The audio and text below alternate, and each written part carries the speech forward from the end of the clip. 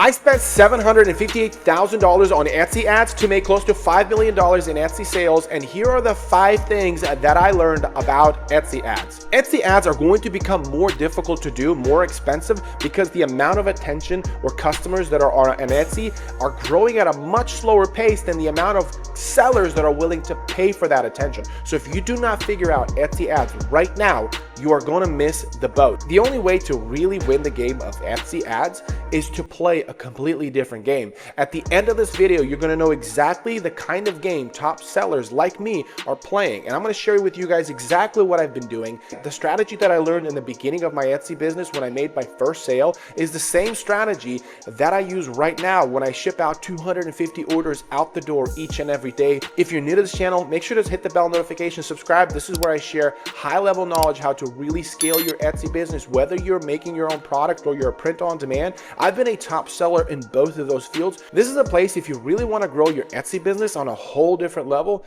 make sure to follow. All right, the first one is Etsy ads build listings, not income. A lot of people are paralyzed when they run ads for $20 and they realize they only made $15 in sales. And then they say advertisement is not working. But the point is, when you run advertisement, it's not about making profit. It's not about making income. It's about growing your listing. How does that work? What does it do? What does it mean to grow your listing? Well, the answer to that is data.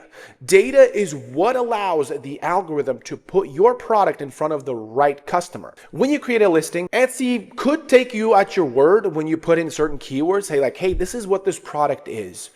And if Etsy took you at your word, then we would go back 20 years ago or 10 years ago when people used to stuff listings with keywords just to appear in front of customers. Now, the way the algorithm works, the best form of data that the algorithm can actually depend on is when it fragments across the customers that are clicking on your listings. If the customers are clicking, they're viewing the amount of time they viewed before they clicked, the amount of time they spent on your listing before they bought, how many out of 1,000 customers, how many of them clicked on your listings versus your competitor. All of this data is very objective, and this is the data that will determine whether your listing, first of all, has what it takes, and second of all, what customers are more appropriate for your listing. If you have just a few customers coming in, that's not enough data. It needs thousands upon thousands of customers to really have a definitive answer about your listing. Now, you can't do that organically, at least not at the timeline that you want when you want to scale your business. You want to artificially feed your listing with customers, and the way that you do that artificially is you pay for it. When you pay for your customers, they will come onto your listing and start generating that beautiful thing we call data. And that brings me to point number 2 is ads are your best analytics. Now, don't get me wrong, it is really, really important to go out there, use tools to find product research, keyword research, and I show you how to do that. The best data that you can get is what your data, the stuff you're paying for, your listings that you've created are telling you, hey, there's more traffic here than there is here. Now, when I started my Etsy shop, and by the way, that Etsy shop is in the description below. You could check out how I did that. But when I started selling collars, I realized, hey, this one, which is a hunting dog collar, has a lot more clicks, a lot more traffic than, say, something that was like cowboy or some kind of a pink something. And I realized, okay, let me put more hunting, more camouflage. And I realized that's where the traffic was, at least at the time. And also, you have to understand that you're introducing a listing or your Etsy shop at different times of the year, so you really need to know what's working right now. I have a lot of my sellers that sell our product. They did really, really well during the Mardi Gras. Or some sellers did really, really well during Valentine's, and that helped them jumpstart their Etsy shop. So understanding where your current listings are, the environment that your Etsy shop exists, is the best way for you to understand where you need to go, where to steer your listing. And advertisements actually help you do that with better clarity. And then point number 3 is CTR is king. So when you are collecting data, you're collecting all this data, you can actually help the algorithm be more accurate of collecting data by creating such a clickable listing that when customers type in the keyword personalized leather wallet, and your leather wallet is actually personalized. It has not just one color, but has 4 colors, and more customers are more likely to click on that, whereas all your competitors are just using one tone of leather. You're more likely to garner more click-through rate. When you do that, you're allowing the algorithm to now even expand to all those customers that have now clicked on it to find out what else are they interested in. And if they're interested in groomsmen gifts, then your wallet will now be advertised on the keywords groomsmen gifts. And if your listing doesn't have good click-through rate, fix the thumbnail, remove any distraction of why that customer were hesitating on clicking on your listing. Make sure you add value to your thumbnail so that it is clickable. All of these things you need to do to remove any doubts from a customer to click or resistance to click on your listing. I would sometimes make the listings more of a discount and free shipping, really make my listing more competitive on the marketplace, just to collect that initial data, just so I can see data a bit more clearly. I'll spend for maybe some of the first month of a listing really not making any profit. All I want to know is where is that traffic? And when I do that enough, then I raise the prices, or then I charge for shipping. Then I find my profit somewhere else, but I just need that initial data. So click-through rate, focusing on click-through rate in when your advertisement is going to boost your growth. Number 4, ads magnified. They do not fix.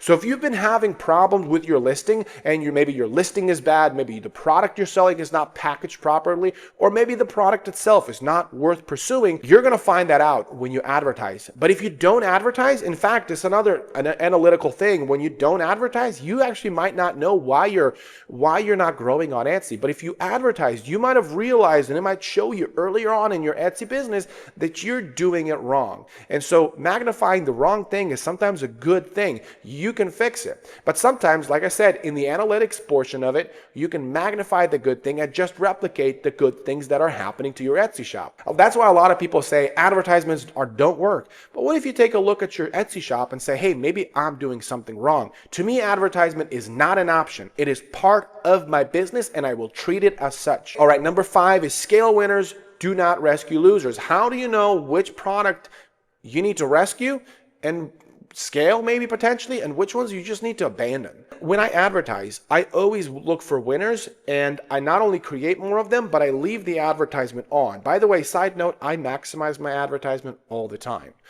This is something that it never turns off. The only question, which listings are going to get the love and which listings are not. And I have to advertise continuously because that is where really the money is made. Customer, they might see your listing and they might click on the listing 1 week, and then they come back later down the road when, say, a bridesmaid's party coming up closer, or vacation is coming up. Oh shoot, I forgot the luggage tag. Let me go back on Etsy and look for a luggage tag. When they clicked on your luggage tags in the beginning, they spent that advertisement money. They might come weeks later, and now their dashboard is now modified with more of your products because they clicked on your stuff. So the story of a customer might come across on a larger span. So for me, long-term advertisement is the key. So if you have good data and there is clicks and there is conversion rate, it might not be the most profitable, but if there is any, I leave that on. But if a listing shows no traffic, no clicks, no nothing, I do not even bother with it. I just turn it off. Before you turn it off, ask yourself, did you give it any love? Did you change the thumbnail? Did you remove any distractions? Does the price look fair? All of those things, if you've done. Now, I did it with baby birth signs. I did the where, you write the weight of the baby. I thought that product's going to do well. The product research on it was really good, and I thought this is going to be great. It's personalized. I have the 3D letters. It's not just engraved. I'm actually putting letters on top. This is a great product. But I realized that there's nothing. I couldn't have wedged myself in the market. Now, could I have repackaged it? Sure, and I've kept it into the baby stuff. But instead, what I should have done is repackage it for like a pet memorial. Maybe print a dog portrait on it and use all the same material. So at some point, you need to ask yourself, if you've given it enough love, maybe it's time to repackage that listing into something else, or the product into something else. Do not repackage the listing. You just leave it as is and move on to the next listing. So it's really important that you don't hold tight on a listing that's just not performing well. And second of all, do not blame the advertisement. Just say, hey, this listing is not appropriate for that. I've seen other people selling baby signs or birth signs doing really well. I just wasn't the one that could sell it. And so I moved on to the next product and I continue to scale my business. It's not like my business was over. You just keep moving.